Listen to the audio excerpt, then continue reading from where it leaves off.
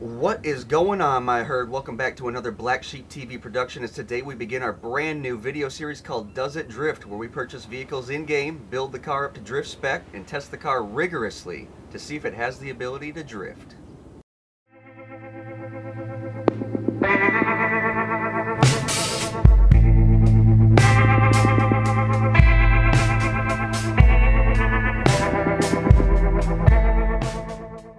Today we're testing out the Vulcan Warner, which can be picked up on Southern San Andreas Super Autos for a cool 120 G's.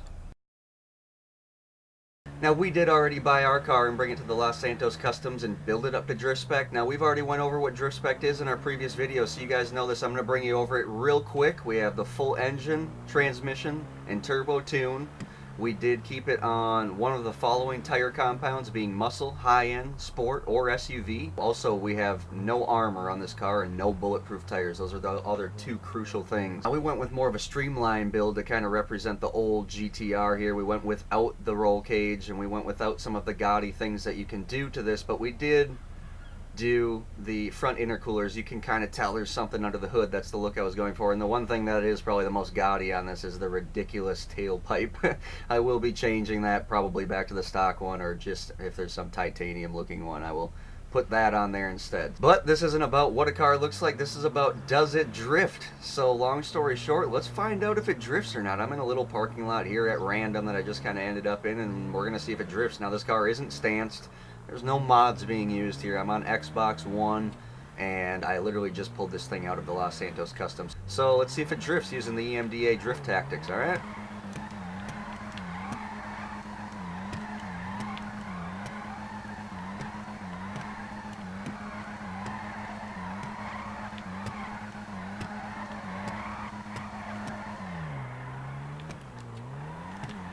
Alright, so it shifts pretty normally, and I'm kind of surprised at how well it drifts without being stanced here. I was expecting it to be shifting like right in these areas, but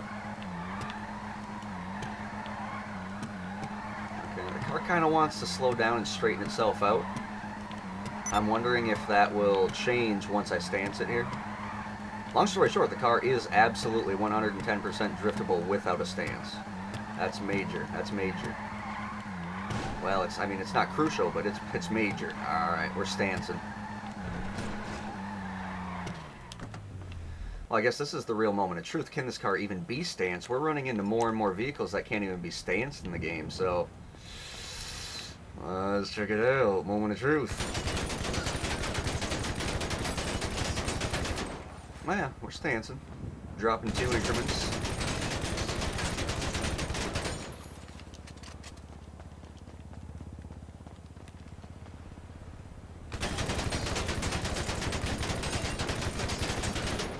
A little bit of glitch on the front wheel there, no big deal.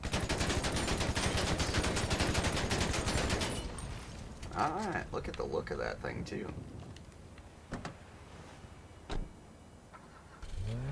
Oh, look at the camber on those. Oh man, that made the car look sick, didn't it? Look at how low she is. See what it did. Is it still driftable? Oh, it's slidey.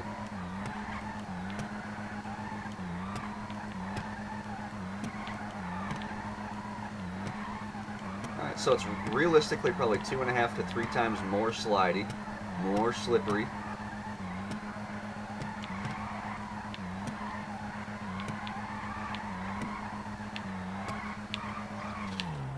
Oh wow, the car will actually transfer from a left drift to a right drift without the e-brake being engaged. Now, if you keep doing that, it gets going too fast and it'll shift on you, so you got to engage the e-brake to keep you at that speed. But that's another pretty big thing a lot of these cars don't want to do in this game. Even some of the decent drift cars don't want to go from a left to right transition without being tapped with the e-brake. Wow, okay, so this car is definitely driftable. Alright, well, let's bring it to the track and really see what it's capable of. Okay, so the one big oddity with this car, guys, is this is not a sports car. This is actually in the sedans class, as oddly as that is. There she is. She looks nice. She look nice. She look real nice. Real nice. That tailpipe, though.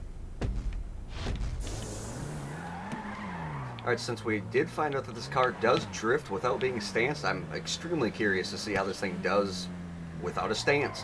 Now, big thing here, guys, I know that some of you are probably recognizing immediately that we're on the Gymkhana course. I'm not going to be taking a time, and I'm going to be purposely messing up my laps on here so you won't be able to get an accurate time either. I'm doing that because if you want to run this in Gymkhana, in the e.m.d.a competitive platform, I'm not going to be your mediator of testing cars for you to do that. I'm telling you what drifts and what doesn't. I'm limiting what you need to be testing yourself, saving you tons and tons of money in game buying all these cars that might not even drift.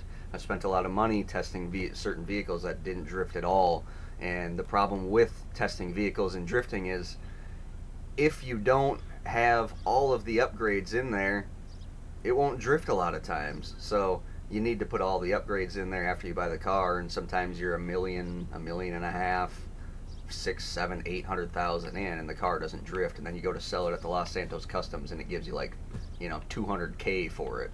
So you're just raping yourself. So that's what I'm doing in this series, is saving you money. I'm not trying to test your competitive series here.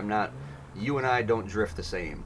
So long story short, I am not going to be taking a time. What I am doing here is I'm going to do a line, which I'm going to start right now, and I am going to play some tunes over this, and then in the end I'm going to pretty much tell you how the car reacted, and then I'm going to stance it, and then we're going to see how it reacts then and go over the differences. Enjoy, guys.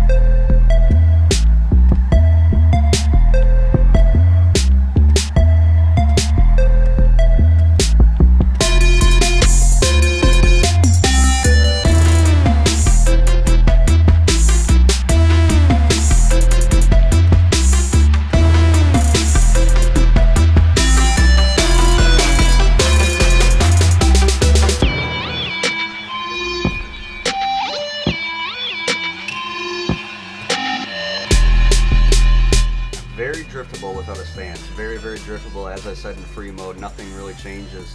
Big thing is it wants to straighten itself out, but you see me backtrack on the course, go into the course how you're not supposed to go into, enter into drifts that really, should have had different momentum to drift in, and the car still made it. So that's major. That's extreme. So we're gonna stance it, see how much better it reacts, and get back to you in the end.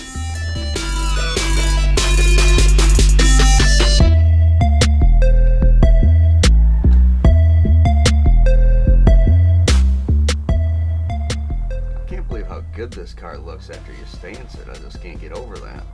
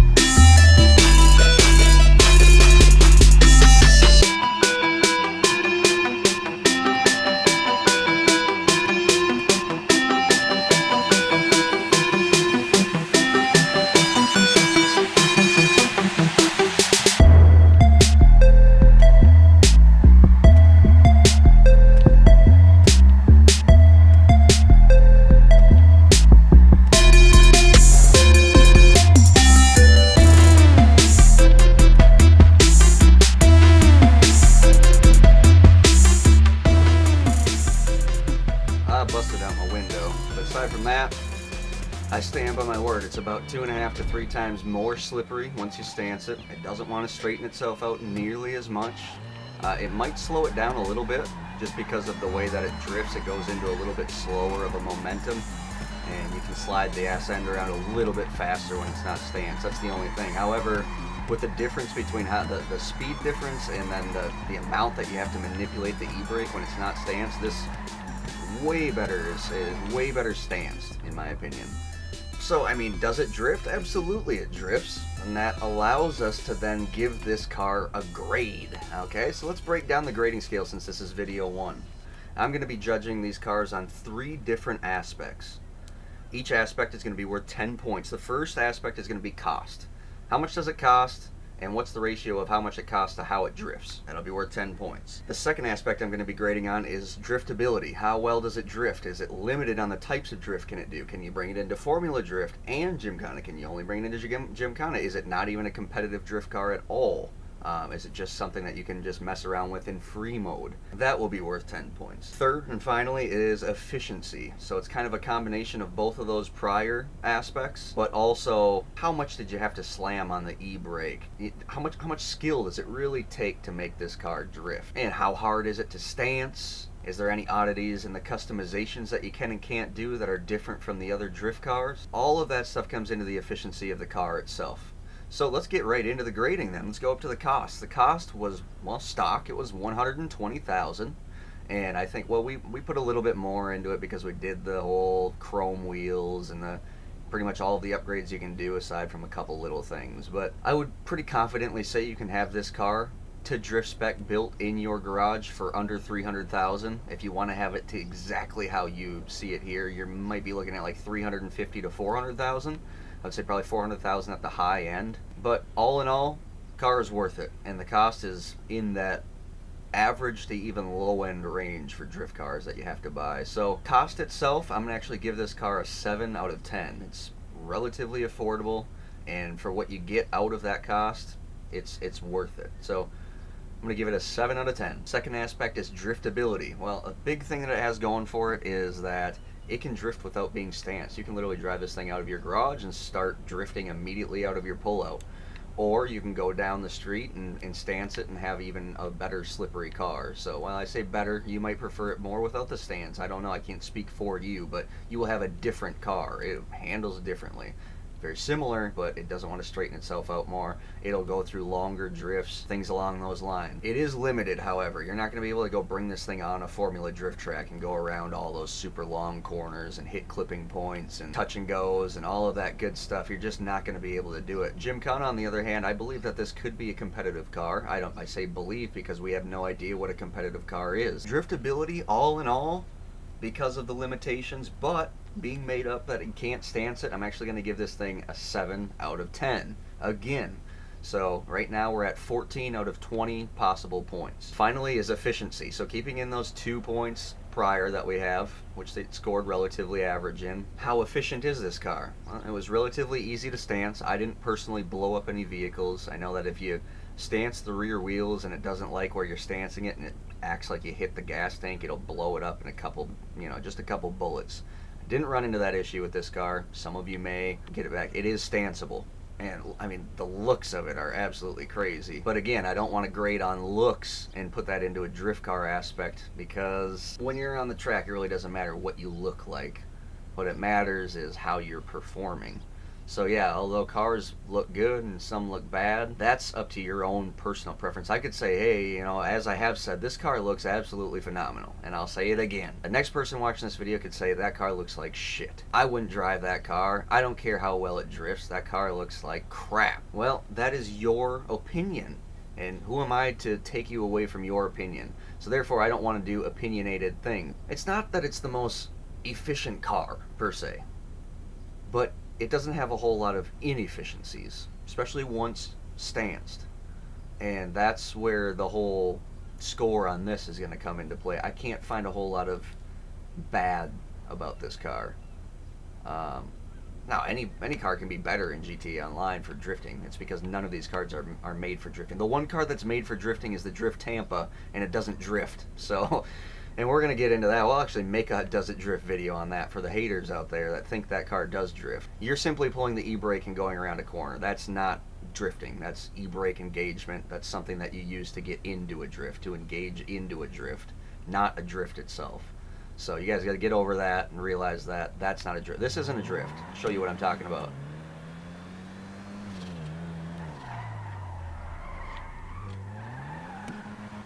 That is absolutely not a drift. Not even close. I'll show you what a drift is around the same corner with the e-brake engagement. Okay, to show you that where you're using an e-brake in drifting.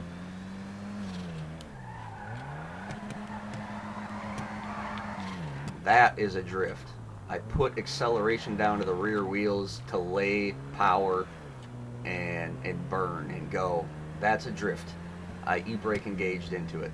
So some of you people that think some of these cars do drift and I say that they don't drift in the future, that is my reasoning behind it. I'm kind of explaining some things in this first video and kind of spreading it out and making it a little longer than it needs to be, simply because I want you to know some things for the future. So this is going to be a long series, guys. I'm going to test a lot of different vehicles for you guys, and I hope you enjoy it. So out of efficiency, because there's not a lot of inefficiencies, I'm actually giving it an 8 out of 10 on this car.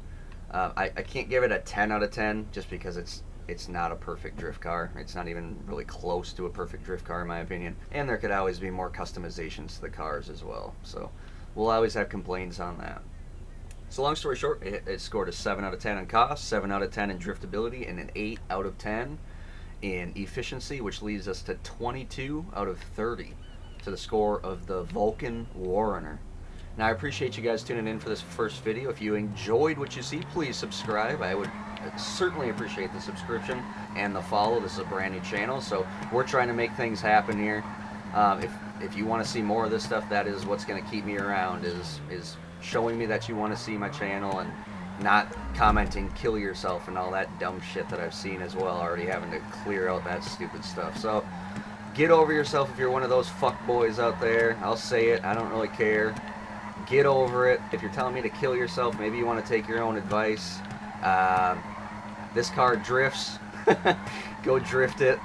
Pick one up for yourself. Appreciate you guys watching. As always, my Black Sheep herd, take care, stay positive, and we will talk to you next time.